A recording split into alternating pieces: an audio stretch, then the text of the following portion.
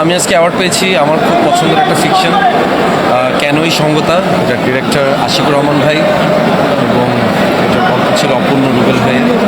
খুব ভালো লাগলো এই কাজটার জন্য আজকে আমি অ্যাওয়ার্ড পেয়েছি। সবসময় আপনারা আমাকে কাবিলা চরিত্র দেখছেন, কাবিলা চরিত্র বাইরে গিয়ে আমি আরও কিছু ফিকশন করেছি গত বছর, তার মধ্যে কেন এই সঙ্গতা ছিল। আজকে সেটার জন্য অ্যাওয়ার্ড পেয়েছি।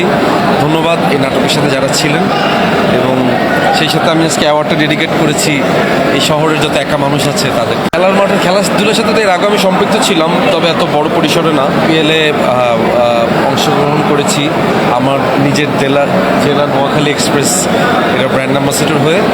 যদিও নোয়াখালী এক্সপ্রেস আশানুরূপ পারফরমেন্স এবার করতে পারেনি, বাট আফসোস নাই, কারণ এবারই প্রথম অংশগ্রহণ, খুব অল্প সময়ের জন্য অংশগ্রহণ করেছে। ইনশাল্লাহ সামনের দিনগুলোতে নোয়াখালী চ্যাম্পিয়ন হবে। সো এটা একটা টিম, সো এখানেও ভালো করতে গেলে বা আজকের দিন পর্যন্ত যতটুকুই আমরা আসছি প্রত্যেকে জায়গা থেকে চেষ্টা করছি।